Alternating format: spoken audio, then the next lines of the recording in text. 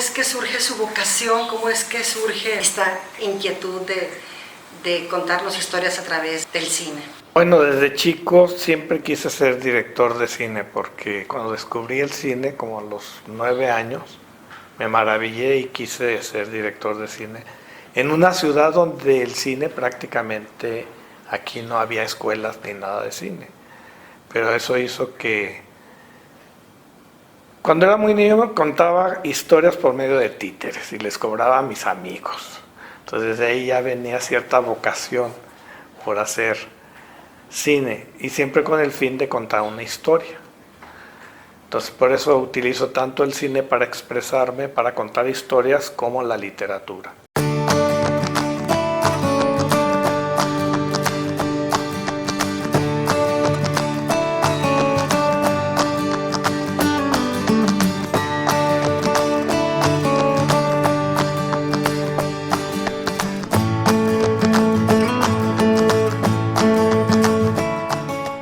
Empecé a estudiar teatro con la finalidad de aprender lo que es la actuación para saber dirigir actores. Mi finalidad nunca fue llegar a ser actor, sino realmente aprender el arte del teatro. Y yo siempre he dicho que el cine es una extensión del teatro, digamos. El cine aprovecha la tecnología para representar historias. Ahora lo hace por medio de la tecnología, anteriormente lo hacían por medio del teatro, donde los veíamos a los actores diciendo y haciendo. Ahora los vemos también en las películas. Por eso fue que estudié teatro, pero mi objetivo era para hacer cine. Entonces era una locura, todo el mundo se reía de mí, porque ¿cómo quieres hacer cine? El cine se hace en el Distrito Federal, no en Guadalajara. Y eso me llevó a fundar la Escuela de Cine, fui de los fundadores de la muestra de cine mexicano, que ahora es el FIC, y de la Escuela de Cine dentro de la Universidad de Guadalajara. Bueno, éramos un grupo que nos juntábamos mucho, que era Jaime Humberto Hermosillo, Ana María Meyer, Daniel Varela, Guillermo del Toro. Éramos un grupo y formamos previamente a eso lo que se llamaba Centro de Cine y Crítica de Occidente, que ahí unos se pusieron de maestro, otros nos pusimos de alumnos, y así fue como empezamos. Después este pequeño grupo ya nos integramos a la Universidad de Guadalajara y se formó el CIEC, que era el Centro de Investigación y Enseñanza Cinematográfica, donde también estuvo Emilio García Riera, precisamente. Jaime Humberto Hermosillo, Ana María Meyer, eran los maestros. Y yo ya cuando se formó el CIEC, yo también fui maestro, daba la clase específica de guión. Entonces algunas personas que ahora ya son directores y ya están bastante consagrados, cuando me los encuentro me dicen, ¡ay, contigo estudié guión! O cosas así. Sí, empezamos con el movimiento y ahora yo estoy impresionado que el movimiento de cine en Guadalajara, ahora hay muchas escuelas de cine, está la misma escuela de cine dentro de la universidad, hay otras por fuera y creo que han formado a muchísima gente. O sea, sí es algo que fructificó y qué bueno, porque de una otra forma ahora ya es más moderno. Hasta con un celular puedes hacer una película. Entonces, si manejas bien el lenguaje cinematográfico, tú puedes hacer ahorita una película con tu celular. Eso es una maravilla. Así es. ¿Y cómo ha sido o qué papel ha tenido la literatura en este hacer cinematográfico? ¿De qué manera su labor en la literatura, escribiendo, ha acompañado usted? Fíjate que la literatura, digo que ha sido mi amante más fiel, porque la literatura la haces tú solo y de una u otra forma, desde que yo hacía teatro, empecé a escribir obras de teatro. Entonces, lo haces solo. Y gracias a que mis obras gustaban, podía llamarles a esos actores que yo admiraba en aquel entonces, que era Angélica Guerrero, Charo Constantini, actores que uno los veía como inalcanzables. Y ya cuando uno les decía, esta obra, pero yo soy el autor, yo la quiero dirigir, entonces no te podían decir que no. Entonces la literatura la utilicé prácticamente en ese sentido, siempre con fines de llegar a realizarla tanto en teatro como en cine. Y lo mismo, luego después quise seguir haciendo teatro, pero cuando llamaba a los actores siempre me decían, no, mejor hagamos la cine. Desafortunadamente apareció el V8 y con el V8 pues hacíamos, yo les digo ahora, videos caseros, porque el V8 pues no permitía mucho hacer corrección de color ni de sonido, y lo filmabas así, y lo importante es que contabas la historia, entonces la gente se daba idea. Tan fue así que, por ejemplo, Encuentro Inesperado yo la hice, y después se hizo en cine en 35 milímetros con Lucha Villa y María Rojo. Yo aquí la hice con Consuelo Pruneda y Charo Constantini, y gracias a ese video casero se entusiasmó el productor Barbachano y se hizo de manera profesional. Y también pues Jaime hizo La Tarea, y que también le hizo con Charo Constantini y Daniel Constantini, y luego se filmó ya en 35 milímetros en México en un estudio que es la versión cinematográfica de La Tarea con María Rojo y Pepe Alonso. Entonces, de una otra forma, estos nuevos formatos han servido mucho para seguirse uno expresando. Y la literatura, curiosamente, mientras está uno solo, uno vaya pensando, se le ocurre a uno una historia, generalmente para teatro o para cine, y la escribe uno. Yo llegué a escribir tantos guiones que tengo muchos guiones en el baúl que no han sido filmados. Pero la gente no lee guiones más que la gente dedicada al cine. Es como el teatro, poca gente lee teatro. De por sí la gente no lee. Eso me llevó a mejor escribirlas como novelas o como cuentos, donde te permite un trazo con más literario, digamos, con más metáforas, con más imágenes literarias que no son cinematográficas. Y digo, bueno, si a alguien le entusiasma, como ahora tengo una novela que se llama Relato de Hombre Cruel, la hice ya guión de cine, pero ya está publicada como novela. Entonces, como novela mucha gente la ha leído, y como al adaptarla a cine, pues muchas imágenes literarias es imposible traducirlas al cine. Entonces, acá en el cine es la acción lo que importa. El personaje va, viene y sus diálogos y el conflicto al que lo enfrentamos. Y en la literatura de pronto puedes describir atmósferas, sensaciones, a través de la metáfora literaria que, repito, ya no puede pasar al lenguaje cinematográfico. Es muy específica la literatura, es muy específico el cine, cada uno maneja su propio lenguaje. Según cómo estructuras una película, es como vas a poder atrapar a un lector, y tienes un tiempo limitado para hacer una película.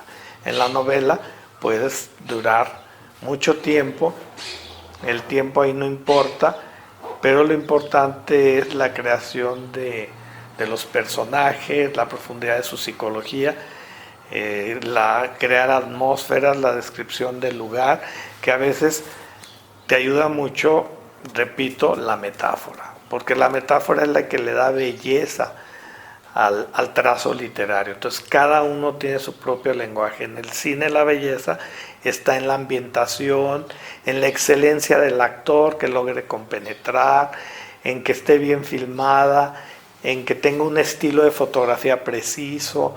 O sea, son otras cosas, ¿no? La literatura se hace en soledad, el cine y el teatro se hacen en equipo. Desde ahí, y yo he dado conferencias sobre la diferencia también del guión cinematográfico y de la literatura, o de la literatura y el cine, porque sí son lenguajes diferentes, ambos muy bellos, ambos muy respetuosos. No se debe decir que es mejor el libro que la película, porque son diferentes lenguajes. La literatura te lleva a un lenguaje subjetivo, es decir, te describen una casa, el autor, por más descriptivo que sea, tu subjetividad va a crear un universo. Y cuando ves la película, pues dices, la casa que yo estoy viendo no es la que yo imaginé. Ahí está mejor el libro. No, Es que el cine es más objetivo, o sea, en el cine pones una casa y es esa casa, ya no hay de otra. Es como muy concreto, y el actor que pones, que se haya seleccionado según el casting, pues va a ser ese, no el que cada persona de manera subjetiva se imaginó a través de leer el libro. Entonces, generalmente ya es un cliché que la gente dice, ay, es que es mejor el libro. Es como aquel chiste que están las dos cabras, ¿no? Que están comiendo, uno está comiendo un libro y otro está comiendo una película, un celuloide, y le dice la del celuloide, ay, qué buena está la película. Y la otra que está comiendo el libro dice, pero está mejor el libro. Ya, repito, es un cliché. Pero la diferencia radica en esta subjetividad imaginaria que cada lector tiene cuando lee un libro, y el cine tiende a ser más objetivo, es decir, la casa que se pone, la imagen es concreta y ya no hay otra casa, es esa casa. ¿De dónde surgen las historias, maestro? Mira, han surgido de maneras diferentes. Por ejemplo, Obdulia, que fue una obra mía que ganó un premio en el segundo concurso de cine experimental en México, y que el premio fue la producción de la película. Esa me inspiré en una niña que era obrera, que trabajaba con mi papá, y a mí me creaba mucha ternura ver esa niña ya entrando a la adolescencia, tan hermosa en medio de la maquinaria, ya como obrera, ¿no? Entonces a mí eso generalmente yo me inspiro en musas, y tengo muchas musas, entre ellas Angélica Guerrero, Charo Constantini. Soy amante de las actrices, de los actores, pero sobre todo me han inspirado curiosamente más el universo femenino. Entonces cuando veo una actriz que me gusta o algo así, entonces digo, ay, y cuando empiezo a escribir generalmente es pensando en ellas, en su personalidad. Y Obdulia, ya cuando la escribí pensé en Angélica Guerrero como mamá, que afortunadamente fue ella quien quedó en la película cuando se filmó Obdulia. Mi obra es muy personal, generalmente muy de mis vivencias. Hay mucha gente que me dice, tratas mucho el tema de los obreros. Si Arturo, tu tipo es de gente muy fresa. No es cierto, yo fui obrero. Entonces, sé lo que es trabajar 8 horas de jornadas de trabajo en medio del ruidajal de una fábrica de tacones de plástico, entre el aceite. Entonces mi obra está muy influenciada por eso. No lo puedo evitar. Sin duda, la problemática familiar es otra de mis temáticas. La desintegración de la familia. Hay gente que cree que yo estoy a favor o en contra de la familia. No, no es cierto. Estoy a favor de la familia, pero en mi obra marco los errores de algunas familias, y que de una u otra forma se pueden volver devastadoras. Pero no es que esté yo en contra de la familia. Y otra cosa, mi cine tiende mucho, siempre trato de irme más allá de la anécdota para llegar a lo simbólico. Entonces en mis obras trato de que la obra trascienda ese pequeño grupo o esa particularidad, y que llegue más a lo general, no quedarse en lo particular, a través de que mis personajes y la situación que estoy manejando llegue más al plano del universal. ¿Y cómo se llega? Sí, a través del símbolo. Eso es sin duda, ¿no? Hablando de esos cuestionamientos, me viene a la mente la película El Fastidio. ¿Fue la intención cuestionar estas relaciones familiares? Mira, yo cuando hice El Fastidio, había hecho la película el día que mi mamá salió de compras, y hay una actriz que sale en un pequeño momento, que Taide Cobian, que ella, el personaje es la estelar, pues se le acerca y le dice, ¿dónde queda el vestido? Y ella dice, no sé, no trabajo aquí. Pero ella me impactó mucho su personalidad, y percibí una mujer muy sola, y dije, qué inquietante que esa mujer. Lo que yo percibí fue mucha soledad, y entonces dije, casi no se escribe sobre sobre las personas, ¿cómo se le llama? Que se le podría decir asexuadas, pero también tiene otro término que ahorita se me fue. Ay, se me fue. ¿Célibes? ¿Célibes? Que antes en la cultura mexicana les decían solteronas. Sí. Pero hay otro término más específico dentro de la filosofía. Ahorita me acuerdo del término. ¿Que están en castidad? Sí, que siempre están en castidad. Y entonces dije, casi no se habla de ellas, siempre salen como de relleno, allá de fondo. Entonces, a mí me inspiró eso y dije, yo me inspiré precisamente en esa actriz y la invité a que lo hiciera, a Taide Cobian. Y la verdad, me imaginé esa mujer en un barrio de Analco, donde generalmente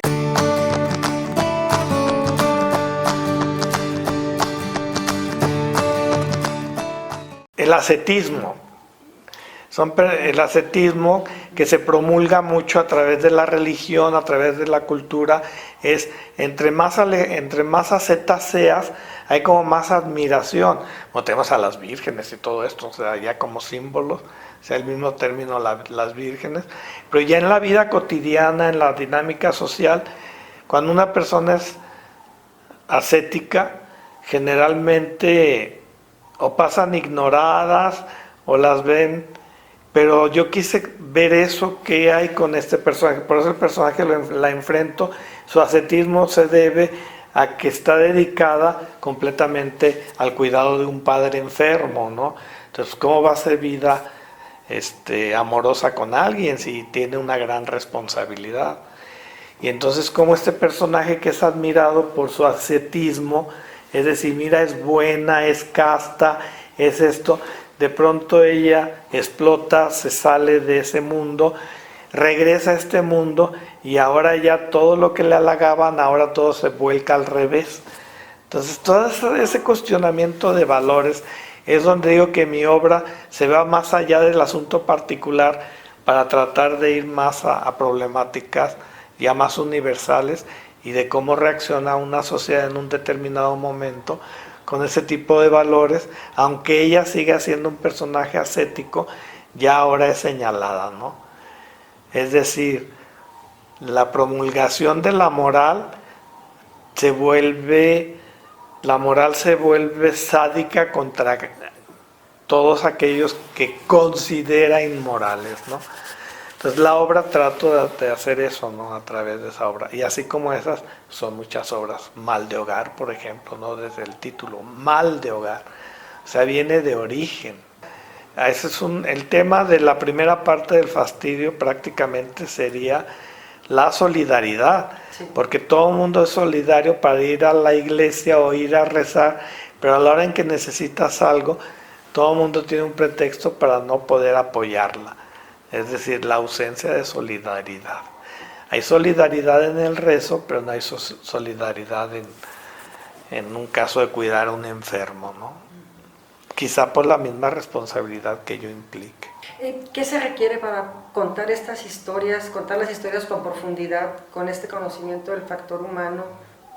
¿Cómo lo definirías? Pues es como definir el arte. Una vez me contrataron para hacer un guión para Hollywood. Y me acuerdo que los que me contrataban me dijeron, Arturo, ¿cuál es la clave para hacer una obra de arte? Le digo, no hay recetas. O sea, en el arte no hay recetas. Cuando es como una película, uno va a filmar una película, uno no va a hacer qué va a resultar, porque depende de tantos elementos. Generalmente las películas quedan bien cuando todos los elementos se llevan muy bien. Cuando hay amor de parte de todos, como que eso sí se transmite. Pero si la película la hacen o porque les pagaron muy bien y no creían en el proyecto, pero bueno, finalmente le pagaron, todo eso se transmite a la obra. Cuando la obra se hace, si los elementos se van integrando y todos cooperan con su parte amorosa, con su entusiasmo, curiosamente la película sale muy bien. Yo recuerdo Doña Erlinda, ¿no? Doña Erlinda es una película que se hace fuera del Distrito Federal, no hablo con los actores de siempre, sino con actores nuevos, todos tapatíos, pero a mí me impresionó el entusiasmo que todos le metimos, y aunque la película puede verse un poco limitada porque no es una superproducción, sino que es una producción limitada, tiene espíritu, está viva la película. Entonces, sí, depende mucho. Y si un actor no está conforme, o si el fotógrafo no cree en el proyecto, o alguien, curiosamente, afecta el producto final. Entonces, si toda la gente entra con ese entusiasmo, se transmite y se crea un ritual, un baile, una danza de grupo, que todos están coordinados. El resultado fílmico o teatral queda muy bien. La literatura es otra cosa, ¿no? La literatura, en mi caso, y también el cine, nunca lo he hecho ni por hacerme rico ni famoso.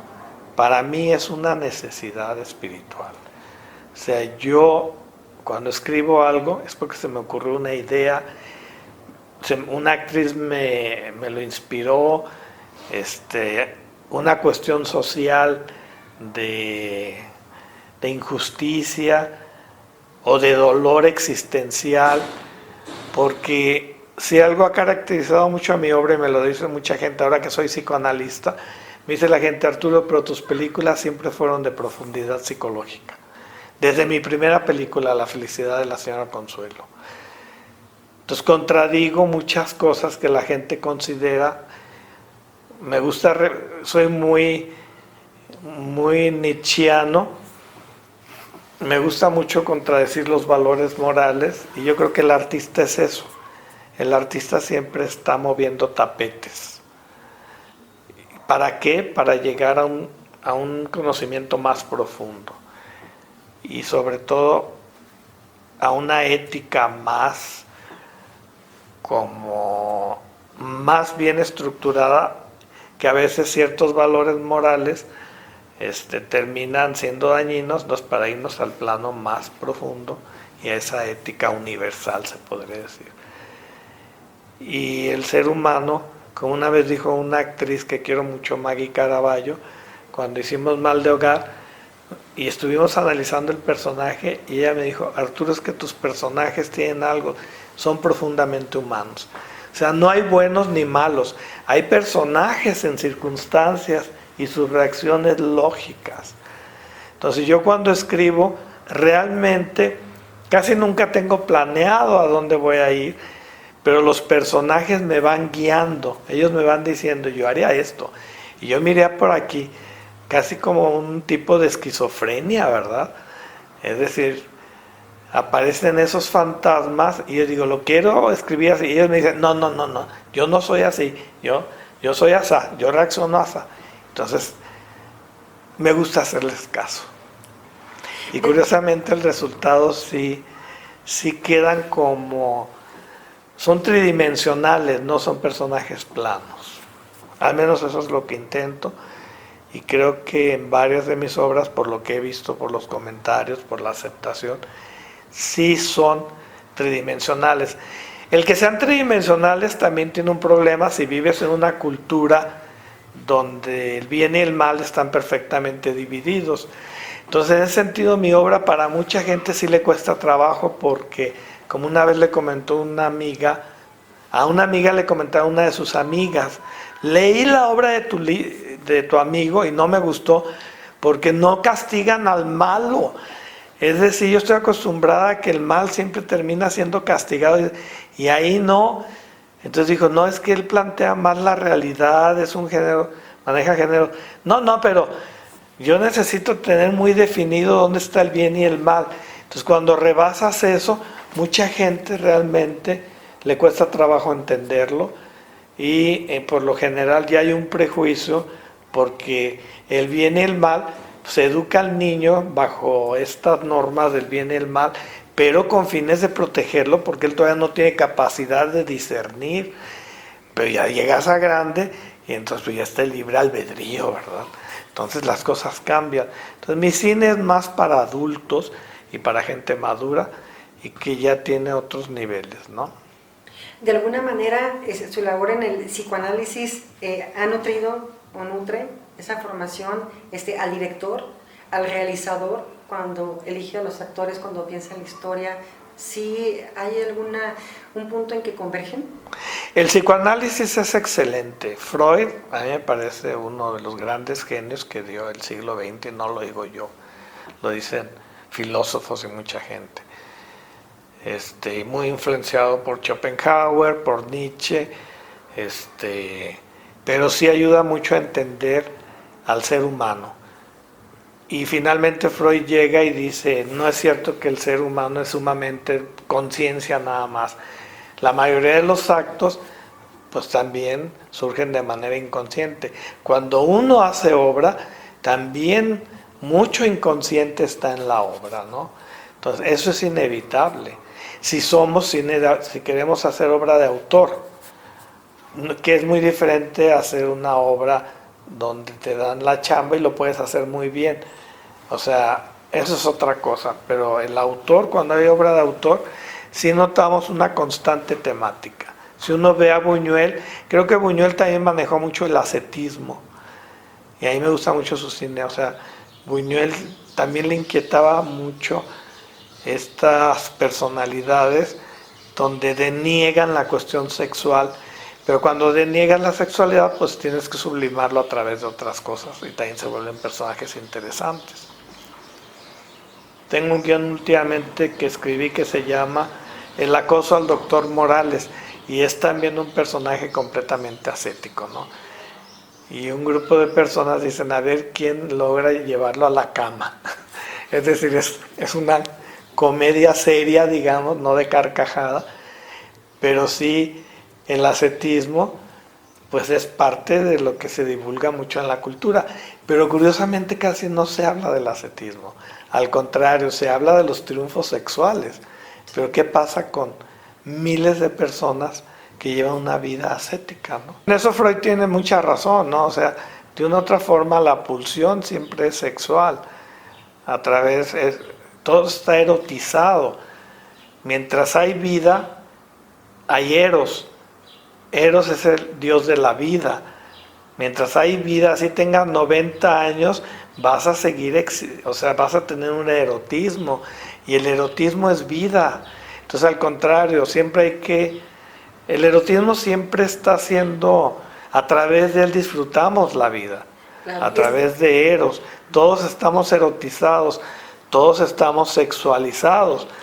En la asceta posiblemente hay una denegación de ese erotismo nada más a nivel de órganos sexuales, pero de ahí en más está completa. Mientras tenga vida está lleno de erotismo, de sexualidad, de placer, de sensaciones. Somos seres vivos. Cuando ya muere uno, pues ya ese erotismo se acabó. Entonces yo creo que Eros, desde los griegos, fueron muy inteligentes en crear un dios que hable de todo este grupo de sensaciones que tenemos mientras estamos en vida, ¿no? Thanatos, también esta parte que puede ser del ser humano destructiva, oscura, está presente. Sí, bueno, porque de una u otra forma la vida es una lucha entre Eros y Thanatos. También tenemos deseos de morir. A cualquier persona en algún momento le llega a su pensamiento, ya me quiero morir. Es decir, hay un deseo de volver al vientre de la madre, a ese lugar donde no había problemas. La vida está llena de problemas. Y eso es el arte, eso es el cine, eso es el teatro, eso es el drama. En eso la narrativa, el cine y el teatro se parecen. ¿Qué es el drama? Entendiéndolo como género. El ser humano tiene deseos. Es el deseo duele y conduce hacia algo. Pero siempre hay algo que te impide que no llegues a tu deseo. Tu objetivo es complacer esa parte. Entonces hay un obstáculo que está creado por la misma dinámica social. Ante ese choque entre tu deseo y el obstáculo, esto es lo que genera el movimiento. ¿No es eso todo el cine? ¿No es eso todo el teatro? Entonces la vida está llena de conflictos y uno va al cine a ver personajes en conflicto. O sea, cómo lo va a resolver. Entonces, esa lucha es la base del drama, entendiendo drama en el sentido estricto de la palabra.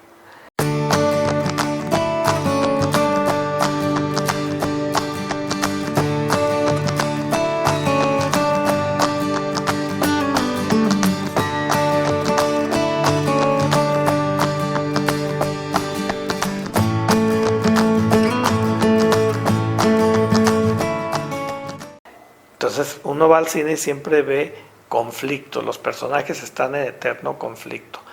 Digamos que el drama se especializa en el tratamiento del conflicto, del eterno conflicto humano.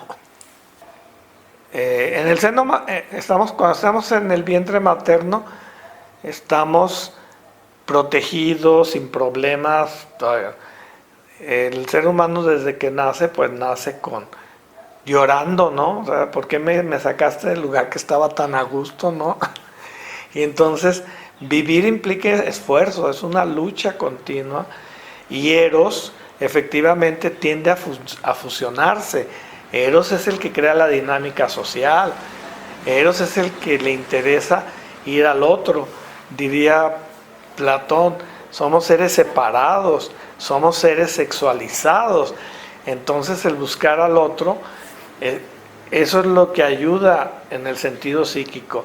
El irse hacia uno mismo es narcisista, y el narcisista sufre mucho porque le cuesta contactarse con el otro, sufre, y entonces se encierra en sí mismo.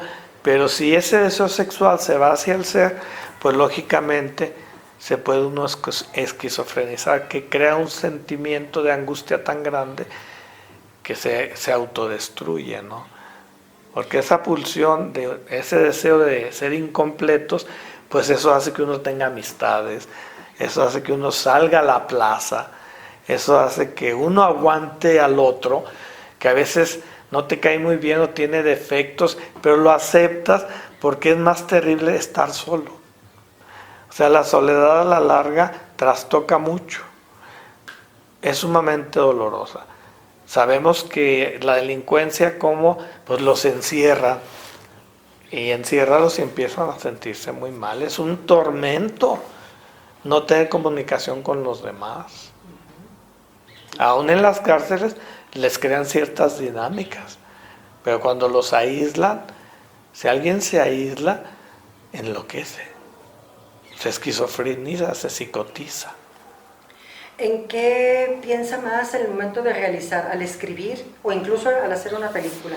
¿En los personajes o en la historia? Yo hago más mi obra sobre personajes. Es que hay dos tipos de cine, ¿no? Hay un cine, como dicen, entre más acción externa, la acción interna se disminuye. A mí me gusta mucho la acción interna, entonces profundizar en los personajes.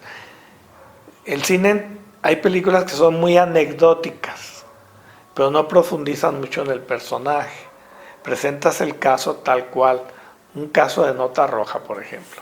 Nada, lo presentas tal cual, pero a veces no profundizan en los personajes. Y a mí me interesa profundizar en el personaje, entonces eso hace que mi cine sea más minimalista, en eso más clásico dentro de lo que proponen los griegos.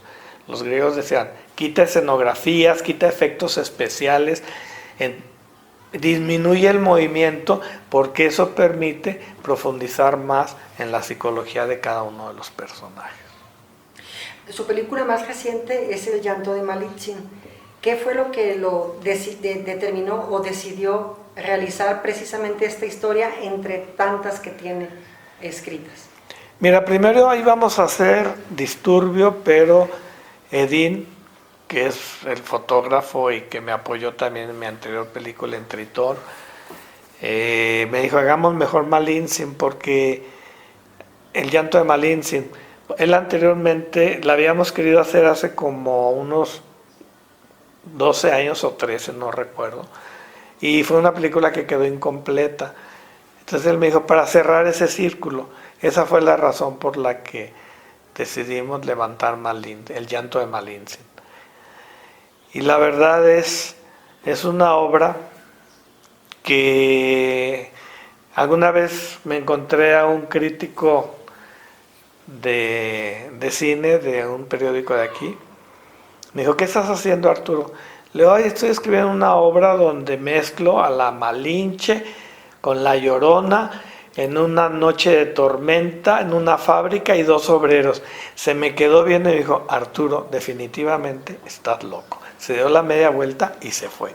Eso es el llanto de Malinche. Es decir, 2 mitos muy fuertes de la cultura mexicana. La Malinche, que es como la madre, la parte oscura de la madre en la cultura mexicana, que eso pues para mí fue el reto que implicó, es cómo quitarle toda esa negatividad. Y también la Llorona, que también la Llorona es uno de nuestros grandes mitos que nos crea un gran miedo, que nos escalofría el cuerpo, el simple hecho de que ande caminando por las calles gritando, ¡ay mis hijos!, después del crimen. Entonces, sin duda, juntar estos 2 mitos en un solo personaje, fusionarlos, meter 2 obreros que para mí representan el pueblo, la gente común, lo que somos todos. O sea, en una sociedad, pues yo no soy ni presidente, ni soy clave en mi país, soy uno más del pueblo, soy masa. Entonces, esta confrontación de la masa con los mitos no es la primera vez que lo hago. En Encuentro Inesperado lo hice. La gran diva del cine mexicano y de la canción ranchera está en Encuentro Inesperado. Y María Rojo representaba el pueblo.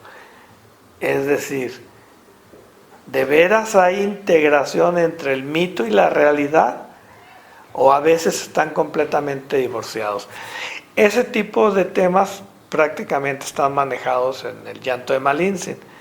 El llanto de Malintzin, gracias a estos personajes obreros, que lo hizo Rigo Veloso y Mauricio Soltero, que son excelentes actores, la gente cuando ve sirven de identificación con el público, porque el público se va a identificar con esos personajes, con su manera de expresarse, con su manera de asustarse, con sus emociones.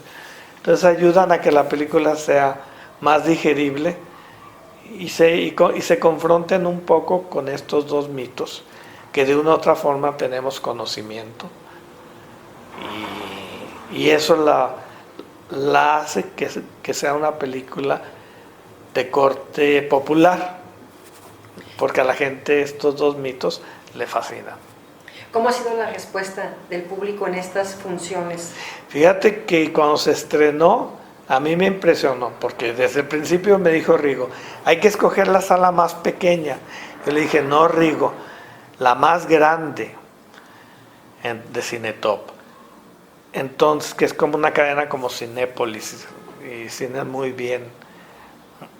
O sea, con todo el confort que implica ir a una sala de cine. Finalmente me hizo caso y escogió la más grande. Había gente que estaba sentada en las escaleras. El final fue apoteótico. La gente no se quería ir, estaban felices con la película. Les gustó mucho. Y acabamos de ganar un premio en Paraná, en Argentina, el premio más importante, y fue premio absoluto, es decir, todos los del jurado estuvieron de acuerdo en que fuera la película premiada. Mira, quiero hacer Disturbio, que también es como Malintzin, una película minimalista, porque en Malintzin prácticamente son 4 personajes, 4 actores. Uno lo hizo el gran actor Jesús Hernández, y Malintzin lo interpreta Elena Isas, que es una gran actriz, muy guapa, como debe ser la Malinche. Esta película que estoy viendo si se hace, no estoy seguro, también es minimalista, y esa sería una que ya la monté en teatro y que fue un éxito en teatro cuando se montó. Siempre tuve teatro lleno, y en México la UNAM me invitó al Teatro Santa Catarina y estuve ahí en temporada y siempre estuvo lleno. Y al final del año los críticos dijeron que fue la mejor obra que se presentó en México. Esa la quiero llevar a cine, va a ser también cine de cámara, es decir, una obra de teatro filmada. Ojalá y se realice. Y para el año que esta sería este año, para el año que entra quiero hacer una obra ya más de corte cinematográfico, en el sentido de que tiene muchas locaciones, muchos personajes, que sería Relato de hombre cruel, que es la historia de un psicópata, un asesino, pero como siempre digo, mi tratamiento no es desde la perspectiva de los investigadores, que casi todo, mi propuesta es al revés, desde la perspectiva del asesino serial. Entonces, ¿esto a qué ayuda? A profundizar en lo que es una psicosis. Ahí sí me atrevo a decir, con mis conocimientos de psicoanálisis. Entonces, una obra terrorífica, como dijo una vez un crítico de cine, no soportaba el libro porque le causaba horror estar viendo lo que confesaba el asesino serial. Entonces, es una película dura, es una película fuerte, pero hay que verla. Como digo yo, mi cine es para adultos, o sea, no es para adolescentes ni para niños, es para adultos que quieran profundizar más en todo esto de esta gran complejidad o acertijo que somos los seres humanos.